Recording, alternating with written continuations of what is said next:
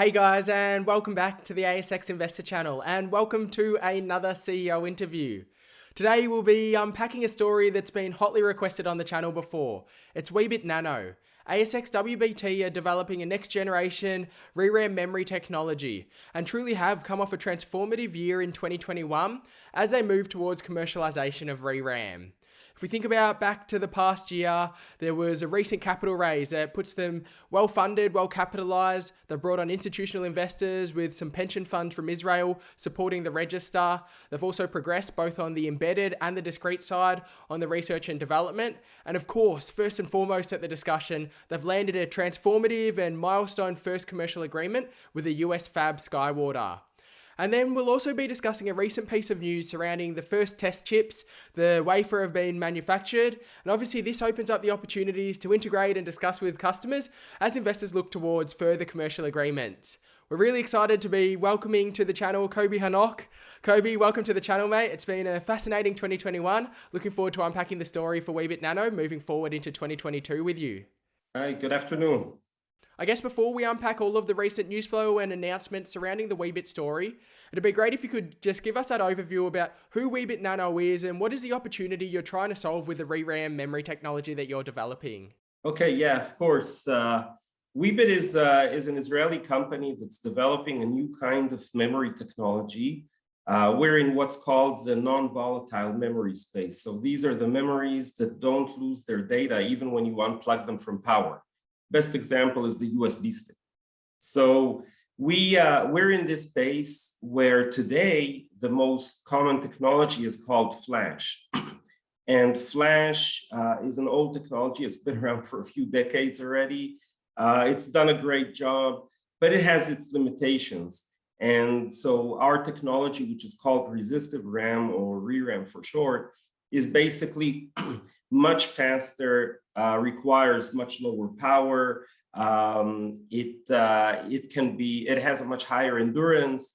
So really more advanced in quite a few ways. And even most important, maybe, it's simpler and easier to manufacture, which eventually impacts the price.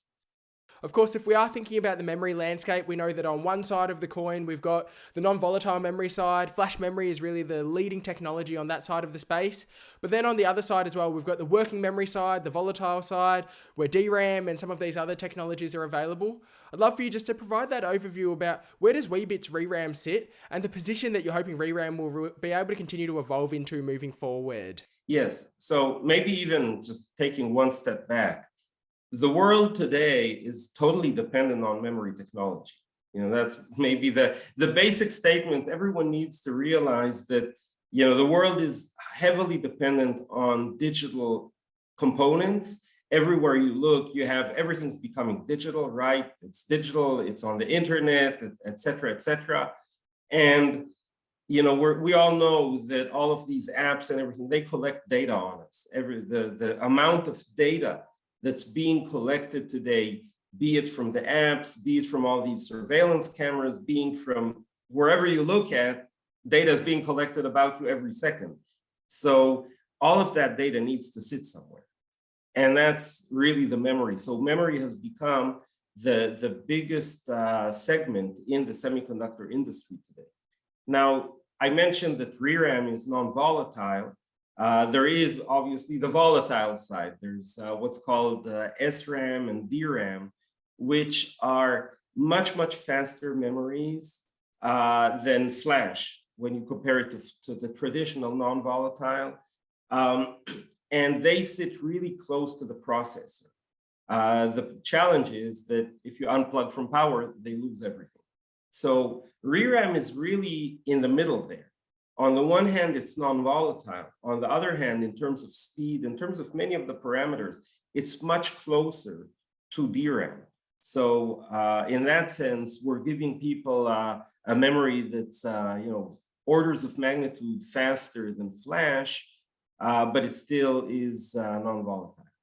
Yeah, I think that's what's really interesting and important about the opportunity as well. Obviously, as you've mentioned, there's significant performance benefits. It's faster, it's got better endurance. But along with that, you've really been able to get the cost per bit down, so it's cost efficient. It's got low power consumption too. Along with that, it's tooled in silicon oxide, which obviously has significant benefits in terms of manufacturing and further development of that. So I'd be interested just for you to elaborate and explore some of those key benefits that ReRam provides, and also some of the perceptions that you've seen from potential customers about where ReRam could fit in compared to some of the incumbent technology solutions that are currently being considered. Yeah, so ReRam, one of the nice things is it's a completely different way, different approach to memory than the traditional ways. Without diving into the technology, but just in the name you hear resistive, most memories in the past were based on capacitance. So the approach is different. It enables us to do things in a completely different way, the manufacturing process and everything. So we actually are very, ReRam in general, and especially Weebit's ReRam, is very easy to manufacture. It's just what's called 2 additional masks in the production. Just to give you a feel, the flash is more like 10 additional masks. And it's really simple to manufacture. And Weebit has been really focused on manufacturing using standard materials. So this has been, you look at our board of directors, these are guys that have so many scars on their back from all kinds of, experiments that they tried to do. And so the directive was very clear, we want to make something that can go to any fab in the world, that can easily be integrated, that can ramp up to high yields fast. It needs to be something that is competitive commercially. It's not just, having the best technology possible doesn't mean anything if you can't manufacture it. So that's been a big issue, a key challenge for us to make this work using the standard materials. We now went to Skywater, the first fab that we started working with, and it's really just going into their flow and they've already been using these materials. They know what they are. And so it's really been much easier and simpler. Yeah, and then just building on that one, in 2021, you ticked off a major milestone for any semiconductor company, landing that first commercial agreement with a fab. I've heard you previously mention it, that the first commercial agreement is the hardest, and then from there, the snowball can start to move downhill if successful. Of course, Skywater, they're a US fab. It's a non-exclusive agreement. They're a great partner for you. I'd love just to explore some of the strategic rationale behind it, what you think this technological validation really brings for the opportunity for Weebit's ReRam, and the opportunities that you think it starts to open up for further commercial agreements and discussions moving forward. Yeah, so for the people to understand how semiconductors work, because I realize that a lot of people just don't grasp the complexities. So manufacturing semiconductors is something that is really not simple. We're talking about nanometers. Nanometer is 10 to the minus 9 of a meter. You're getting close to the size of molecules already. Okay, it's really small. So in order to manufacture semiconductors, you need a fab. A fab is this special facility. Even the simplest fabs cost more than $1 billion to set up already. The more advanced ones, you go into the tens of billions of dollars, building them, maintaining them and all. So, that's why even Apple and Facebook and Amazon don't have their own fabs, NVIDIA or whoever, very, very few companies can afford to have their own fab, basically Intel and Samsung, if you think about it. So most companies need to go to a general purpose fab. And those are companies that are only manufacturing facilities. So now the challenge that you have in semiconductors is, we have a great technology. We go talk to customers and they look at it and they say, wow, this is amazing. And where are we going to manufacture it? You don't have any fabs. And so, you go talk to the fabs. And the fabs look at it and say, oh, wow, this is really nice technology. But do you have any customers? I mean, we're not going to. And especially now that there's such a shortage in semiconductors in the world and fabs are so busy, many of them just don't have the attention span to even look at things properly. So it was quite a challenge, this chicken and the egg situation. I'm really happy that we ended up talking to Skywater, and Skywater is in a unique situation. They IPO'd, I guess, half a year ago or so. They're really trying to move forward. They have a very aggressive CEO who's really trying to push things forward. And I think he has, a visionary approach of, hey, this whole mess in semiconductors, in a year, in two, at a certain point, it's going to calm down a bit. And I want to be at the forefront at that point. So if I start working with companies like Weebit now, then in a couple of years, I'm going to be ahead, whereas, many of the other fabs are going to be further behind, or, so that's kind of the approach. We were very happy that we got to talk to them, and they're a great bunch of people. We really love working with them. They're a great partner. And so things are moving forward now very nicely. We're transferring technology to them. We're already looking at doing the qualification. Again, these are all processes that take time. When you transfer the technology, even though they basically are using the same materials and very similar tools or so on, there still is the little nuances, the little things that are different need to be adjusted to make it work. And then you need to run many wafers and see that you actually know how to manufacture them, that you get good quality and everything. So each round in the fab is a few months, right? It's not just like you manufacture and the next day you have a product. So that's what's happening right now. It's very exciting. And and in parallel, obviously, we're talking already to additional fabs now. So it's really a great time. So it seems like everything's moving in the right direction. The transfer is well underway. Looking forward to qualification and the progress on that front as well. I guess now, as you mentioned, these things are not happening in isolation. Obviously, this is significant validation of the opportunity. And now we can anticipate that other fabs would have started paying attention or really perked up after seeing the deal with Skywater. And then, of course, customers will be looking forward to the potential opportunity about embedding Weebit's ReRam into their product, particularly as the opportunity to move towards mass production starts to become more and more on the horizon as this qualification process gets underway. Yeah, so we talked to other fabs even before Skywater, and we're talking to fabs now. And, this is kind of obviously something that's ongoing, and we're looking for the next partners. The agreement with Skywater is not an exclusive one, right? It's so we're looking at other fabs. There are discussions going on already, and it's in the process. In parallel, of course, we've been talking to customers. Customers normally are kind of shy about starting to use a new technology, being the very first ones in the world who use it on their product. It's obviously it's a perceived risk for them. So we need to work with them to help them see that this technology is good, that we know what we're doing, and they can use it. So many customers want to wait for the qualification. They say, that's going to give us more confidence, and I can understand that. But we're very happy that there are customers, or potential customers, I should always say. So there are potential customers, there are partners that look at it and say, yeah, we can see, this is a great team. We know we can trust them. They'll get things done. And if we start working with them now, the thing is, in the embedded space, you're talking about taking our technology and embedding it inside a big system on a chip. And then what's being manufactured is actually that system on a chip, or SoC, right? So we're going to be one element there. And developing the whole SoC takes, a year and a half. It takes them time to do it. So, if they start working with us now and start planning to embed our technology into their SoC now, when they're ready for manufacturing, we'll already be qualified.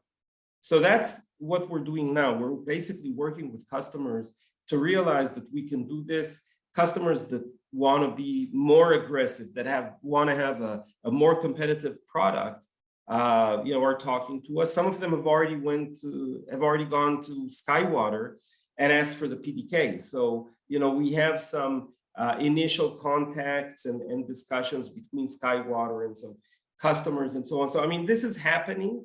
it's a long process. It's a lot of work, but it's really very, very exciting. And so I guess just wrapping together that discussion on the embedded side of the coin together, of course, something that will really help those commercial discussions continue to move forward is that piece of news that you put out, a major milestone for Weebit, that the first manufacturer of the wafers with the test chips has successfully been completed. I'd love just to give you that platform now to discuss this piece of news, why it's so significant, and the opportunities that you think it will open up with commercial discussions moving forward. Yeah, it's, the analogy that I can use is, up to now we had the engine of the car, which is great, and you can connect it to all kinds of things in the, in the factory and test it. But this is the first time we have the full car, with the steering wheel and with the tires and everything. And you can actually take it out and drive it on the street and really feel it and measure it. And so that's basically what we have right now. Up to now, we were focused on the memory array. And, it was great. We measured it. We have the equipment to measure it. But, now we actually wrapped it with the memory module, which is basically the interface so that it can fit into the system on a chip, right? It needs to talk to the rest of the elements on the system on a chip. And that's what the memory module does. But we went even one step further and we said the customers that we talk to are customers that do a full SoC. So in order for them to really feel confidence, we need to build a demo SoC, a full-blown with the processor and everything, so that they can actually see a full system, just like what they're planning to do, or similar to what they're planning to do. And even, we can give it to them so that they can program it and play with it and so on. So on the one hand, these demo systems are systems that we can use to measure things. We can go test drive ourselves and take this engine to the extremes and so on. So, we can take this memory and test it under all kinds of conditions. On the other hand, it's something that we are now packaging those dies so that we can give them to potential customers, and they'll actually be able to do their own measurements and get the higher level of confidence. So, again, this will get us closer to having first customers on board. And I think just to help to conceptualize it for the viewers, I know that we talked about it at the start of this discussion that memory is truly everywhere, and particularly as the digital adoption continues to pick up pace, we're only going to see demand continue to grow. But I think just for this initial stage, really focusing on that embedded market side of things, if you can help to give that overview about where the potential earliest use cases for the ReRam could end up being. I know I've heard you previously talk about the sensor side of things or the analog side of things. Can you just give that overview to the audience about where the ReRam customers could end up being? Well, first of all, practically every digital device needs some non-volatile memory. I mean, if you have a chip in your washing machine, and you plug that washing machine, it needs to start and run some code on it. That code was not connected to power before. It's a non-volatile memory, okay? So, and I'm taking the example of a washing machine, but it's exactly the same for your cell phone, your laptop, your watch, your all of these components, in cars today, they already have hundreds and hundreds of digital chips that are in there, all kinds of sensors for the lanes, for the cars in front of you, for, is the driver falling asleep or not? All of these things need to be able to wake up and start functioning, and whatever they use needs to be in a non-volatile memory so that they can start running. Otherwise, where will the code and the data run? Now, it's not only the code, it's also data, because a lot of these applications use algorithms, the sensors that are in a car that are sensing the lanes or whatever. They need to basically take the data that they get from a camera and interpret it. And there are a lot of coefficients, and so there's a lot of data that they need to play with. And they also learn. And by the way, artificial intelligence, for example, it's all about learning and storing the data and then using it again, inferring it, and so on. So all of that data needs to be stored somewhere. And every digital chip, practically every digital chip, has non-volatile memory embedded in it. The cases where it doesn't happen is because they go down to small geometries and flash doesn't go below 40, 28 if you really push it.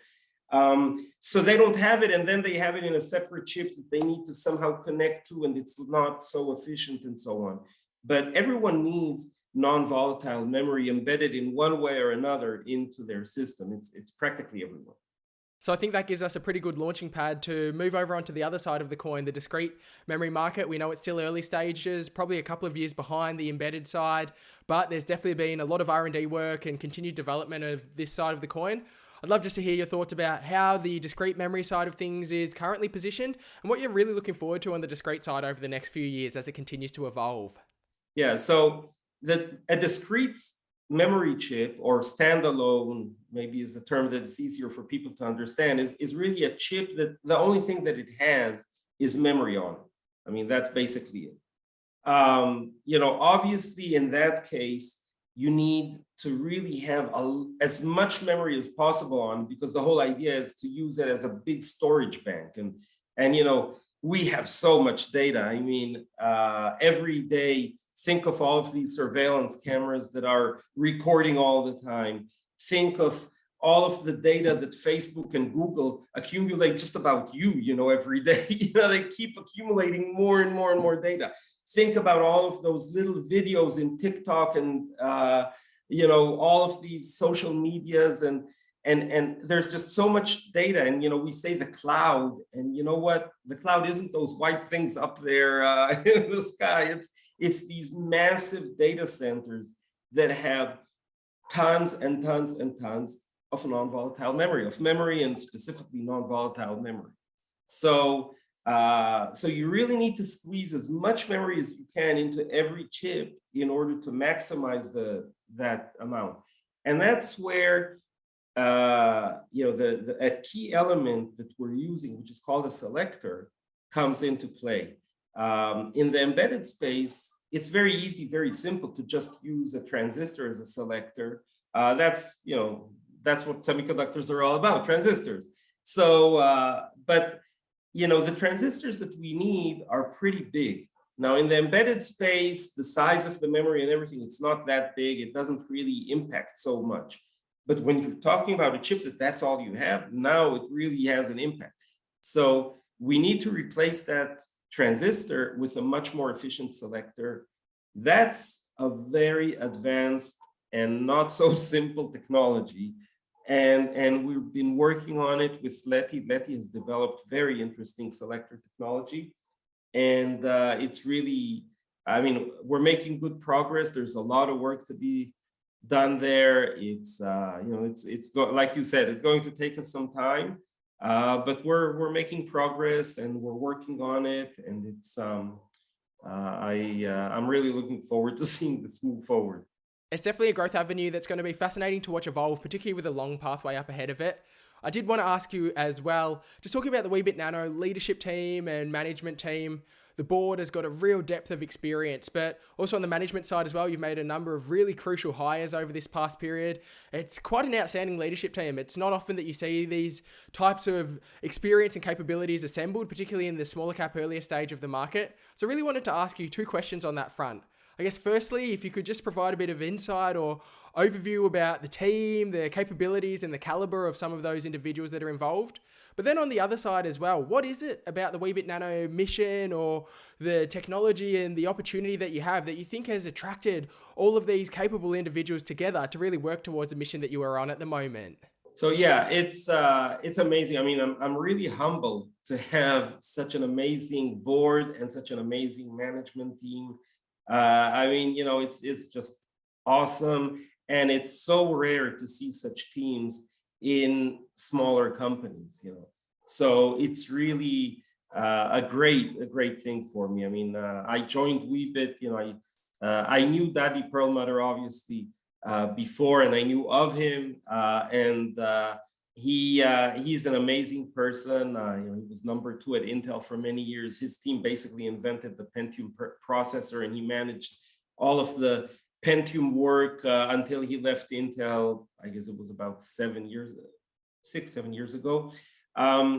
So he's very involved in the company. We talk regularly, at least once or twice a week, and so he's really helping me a lot. We have Atik Raza. He was kind of his arch rival back in 20 years ago.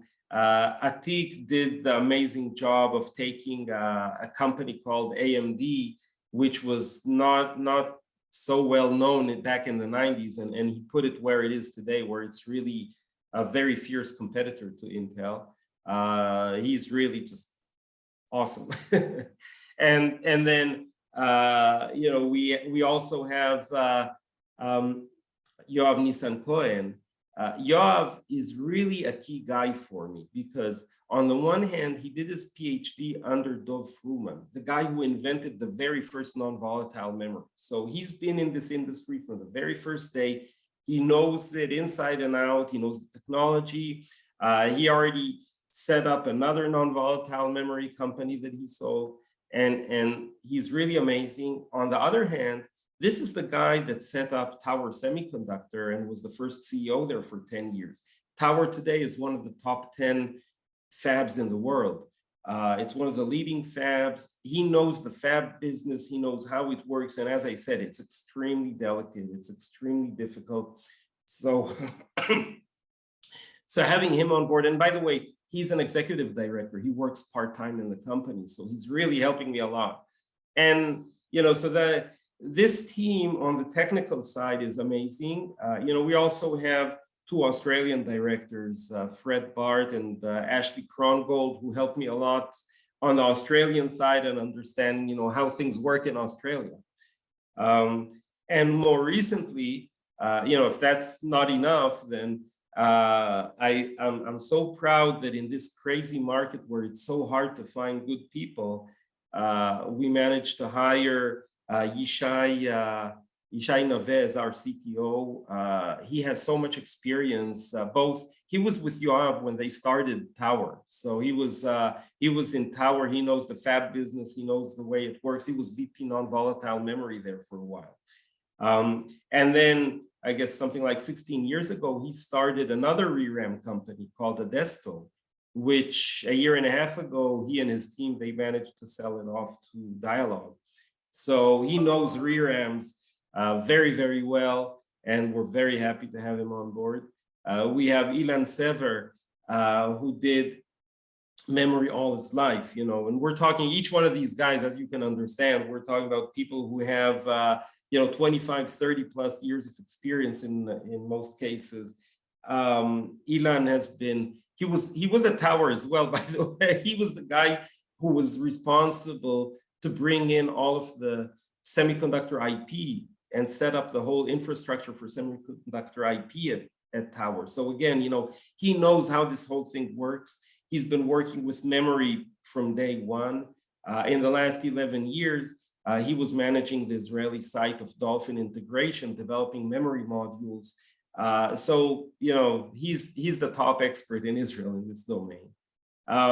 And Eran Briman, on the marketing side, he was with Siva from day one. Siva today is the #1 DSP IP company in the world. So, he was there from day one. He helped bring it up. He knows what semiconductor IPs are, and he's a great guy. So, yeah, I think, and I'm not even talking about all of the other guys that are in the team. It's really a great team. I think they're joining the company because they see the potential. And, many of us know each other, and it's just, I think mostly the fun, it's really a lot of fun to work together. Such a team of people that you just admire each one of them, right? So it's, and I think each one of them feels the same about the others. So we really enjoy working together. And that's the secret for the success of any startup. It truly has been a transformative past period for the Weebit Nano story. I guess to finish us off, I just wanted to give you that opportunity for any final reflections that you had for the ASX WBT shareholders, whether they've been longer term shareholders following the Weebit Nano story, or if there's new prospective holders who might be looking at Weebit Nano and trying to understand the opportunity that's up ahead. Any final growth drivers that you think they should be watching out for as the story continues to evolve moving ahead into 2022? Well, first of all, I'm very, very thankful to all our loyal shareholders that have been with us. Weebit has had its share of difficult times, and I'm really, really proud to have such a strong investor base that has been with us, that has been supporting us, that has been hanging in there, and I don't take it for granted. I mean, and that's one of the reasons why I keep insisting that, when we do a raise, for example, or something like that, we always have an SPP or entitlement offer or something to enable them to come in. It's really important for me to maintain the relationship with them, and so I'm really happy. And I think we have a really exciting year ahead of us. We're going to be getting this technology up and running in Skywater. We're going to be talking to additional fabs. Of course, all of the talks with potential customers. I believe we should be able to see things moving on that front. So there's really a lot going on. We've been having very exciting internal talks in the company about how we take Weebit to the next level. We actually titled it "How Do We Make Weebit a Unicorn?" So that's what we're focused on right now. How do we push the company forward and make it even bigger and better? The journey to becoming a unicorn. It's going to be an exciting one to watch where the WBT journey heads from here. That's Weebit Nano, it's ASX WBT. If you did enjoy this video, don't forget to hit the like button. Feel free to share it out as well. If you're new here, welcome. We make daily videos each and every day. So if you haven't yet, make sure you've subscribed and turn your bell notifications on as well. You won't miss any of our daily episodes. Coby Hanoch, it was an absolute pleasure to have you join us on the channel. Really enjoyed unpacking the story and look forward to catching up again soon. Best of luck for 2022 for the Weebit Nano journey. Yeah, thank you very much. I'm really happy to be here.